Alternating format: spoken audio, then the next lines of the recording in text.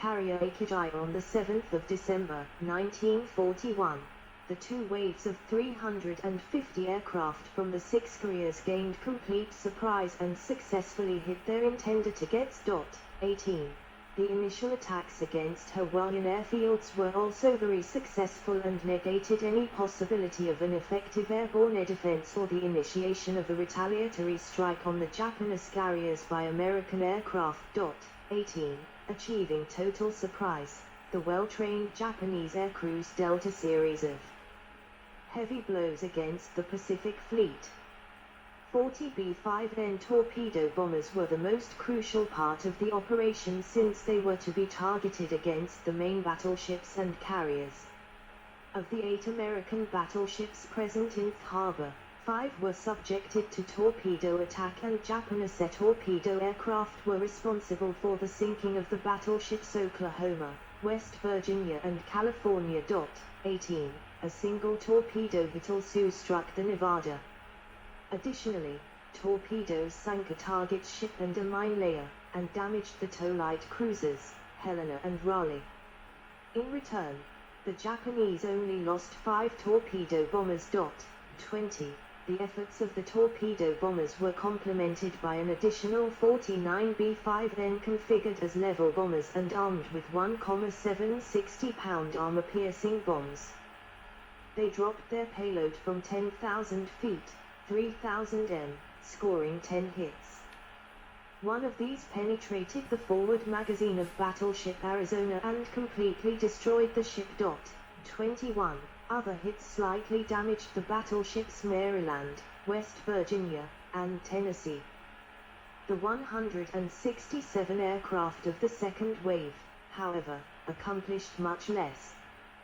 This attack wave included 78 dive bombers with the IJN's best crews. 20. However, against stationary targets, they scored only some 15 hits including 5 on the Nevada, which slowly moved down the channel to the harbor entrance. Nevada was subsequently beached to avoid blocking the channel. 20. A single bomb hit struck the battleship Pennsylvania, which was in dry dock, but caused only light damage. The light cruiser Honolulu also suffered a near miss that caused moderate damage. 20. American losses were heavy. 2,403 personnel and bystanders were killed, 18 ships were damaged or sunk and 188 aircraft were destroyed. In contrast, the Japanese lost 29 aircraft and 5 midget submarines. 22. The Japanese judged the attack as a success, believing that they accomplished their primary tactical goal, which was the destruction of the battle line of the U.S. Pacific Fleet. 5. The Japanese operations to conquer Southeast Asia and establish a defensive perimeter could proceed without interference, and the U.S. Navy was unable to launch a major trans-Pacific counteroffensive for 2 years. 5. However, the 2 American carriers were at sea at the time of the attack and Pearl Harbor's oil storage, dry dock, submarine repairs and maintenance facilities were left unscathed. 23. Additionally, contrary to expectations to shatter American morale and force the U.S. government to seek compromise for peace with Japan, the enormous loss of life and property from the sneak attack led to a tidal wave of outrage by the American public. 5. First operational phase. To the surprise of the Japanese, the first operational phase went according to plan with extremely light losses. No ship larger than a destroyer was sunk. 19. The invasion of Malaya and the Philippines began in December 1941. The island of Guam was seized on December the 8th after token American resistance. The British Gilbert Islands were seized on December the 9th and 10th.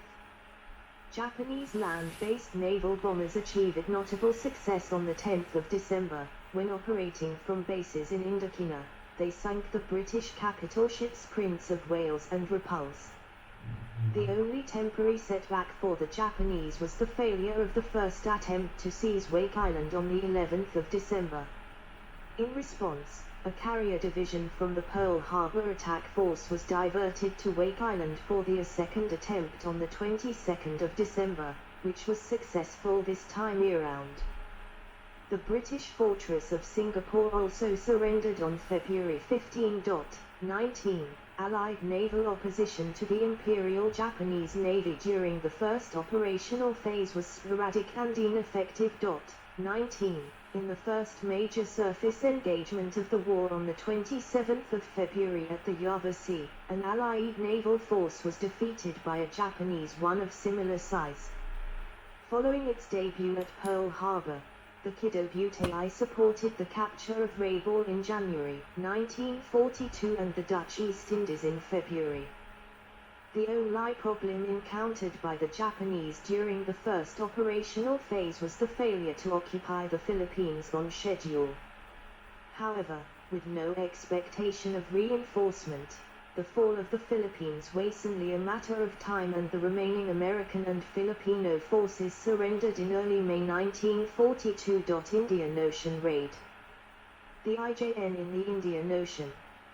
Ships hound from left to right are Akijisry, Hyri, Haya, Kirishima Haruna, and Kong. Taken from the Zukaku, March 30. The last major operation of the first operational phase was the combined fleet's raid into the Indian Ocean, codenamed Operation Sea. It was essential for the completion of the defensive perimeter. 24. This significant operation included 5 carriers to neutralize the Royal Navy's Eastern Fleet with an attack on Ceylon, the heart of British naval power in the east, and a task force built around heavy cruisers to attack shipping in the Bay of Bengal. 24. The operation began in April with the Japanese delivering heavy attacks against British bases at Colombo and Trincomalee. Japanese carrier aircraft also caught and sank a light carrier HMS Hermes and the 2 heavy cruisers HMS Dorsetshire and HMS Cornwall, but were unable to locate and destroy the main British fleet. The Japanese cruiser raiding force wreaked havoc with British shipping in the Bay of Bengal. From April 4 to 9, the Japanese sank 23 merchant ships totaling 32,404 tons. 25. However, the entire operation was a strategic dead end since it was only a temporary projection of power that could not be sustained and served only to put more strain on the Japanese carrier force. 26. Strategic setbacks, 1942. The ease with which the Japanese accomplished their initial objectives led to the severe underestimation of enemy and the resultant failure to concentrate the IJN's superior forces at key places and times. Strategic setbacks, 1942. 1 carrier division to the operation against Port Moresby. Yes, had to read because I'm getting sleepy because it's so hot in my apartment always. It's 32 degrees hot.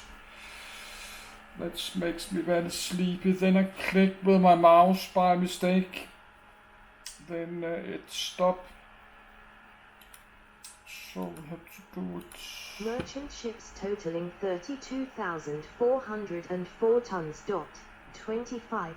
However, the entire operation was a strategic dead end since it was only a temporary projection of power that could not be sustained and served only to put more strain on the Japanese carrier force. 26. Strategic setbacks, 1942. The ease with which the Japanese accomplished their initial objectives led to the severe underestimation of enemy and the resultant failure to concentrate the IJN's superior forces at key places and times. 26. As assault, the critical months of May and June 1942 saw the IJN lose both its offensive power and the initiative. 26.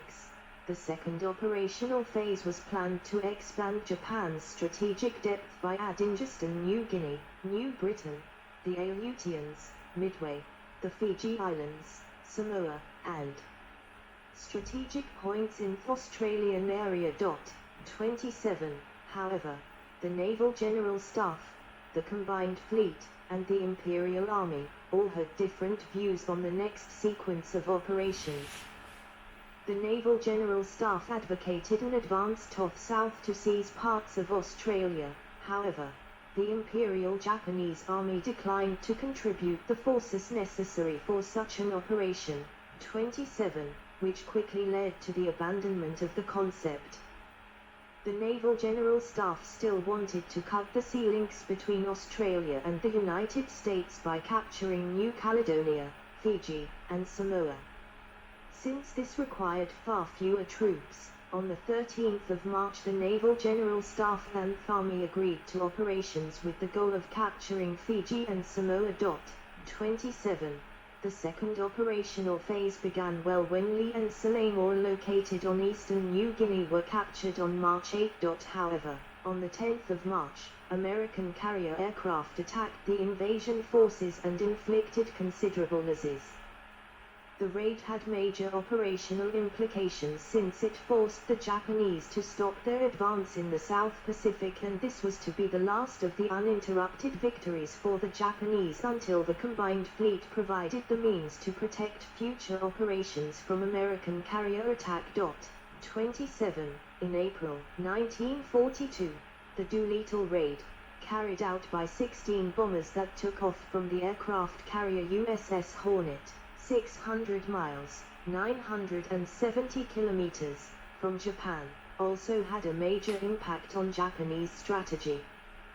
The raid inflicted minimal material damage on Japanese soil but had major psychological repercussions in exposing the vulnerabilities of the Japanese homeland.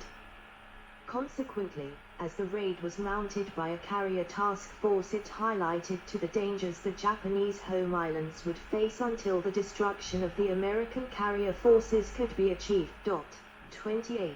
With only Marcus Island and a line of converted trawlers patrolling the vast waters that separate Wake and Kamchatka, the Japanese east coast was left open to attack. 28. Coral Sea. Japanese carrier dive bombers head towards the reported position of American carriers on May 7. Yamamoto thought it essential to complete the destruction of United States Navy, which had begun at Pearl Harbor. 27.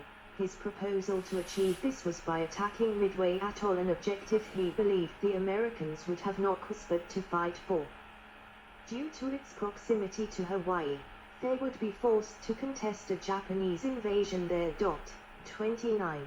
During a series of meetings held from April 2, 5 between the Naval General Staff and representatives of the combined fleet, a compromise was reached. Yamamoto got his Midway operation, but only after he had threatened to resign once more. In return, however, Yamamoto had to agree to 2 demands from the Naval General Staff, both of which had implications for the Midway operation. In order to cover the offensive in the South Pacific, Yamamoto agreed to allocate 1 carrier division to the operation against Port Moresby. Yamamoto also agreed to include an attack to seize strategic points in the Aleutian Islands simultaneously with the Midway operation. These were in to remove the Japanese margin of superiority in the coming Midway attack. 30. The attack on Port Moresby was codenamed the Mo Operation and was divided into several parts or phases. In the first, Chileji would be occupied on May 3. The carriers would then conduct a wide sweep through the Coral Sea to find and attack and destroy Allied naval forces, with the landings conducted to capture Port Moresby scheduled for May 10. 30. The Mo operation featured a force of 60 ships led by the 2 carriers, Shikaku and Zukaku, 1 light carrier, SHH, 6 heavy cruisers, 3 light cruisers, and 15 destroyers. 30. Additionally, some 250 aircraft were assigned to the operation, including 140 aboard the 3 carriers. 30. However, the actual battle did not go according to plan, although Chileji was seized on May 3. The following day, aircraft from the American carrier Yorktown struck the invasion force. 30. For the next 2 days, both the American and Japanese carrier forces tried unsuccessfully to locate each other. On May 7, the Japanese carriers launched a full strike on a contact reported to be enemy carriers. The report though turned out to be false. The strike force found and struck only an oiler, the Neosho and the destroyer Sims. 31. The American carriers also launched a strike on incomplete reconnaissance. Instead of finding the main Japanese carrier force, they only located and sank the SHH. On May 8, the opposing carrier forces finally found each other and exchanged strikes.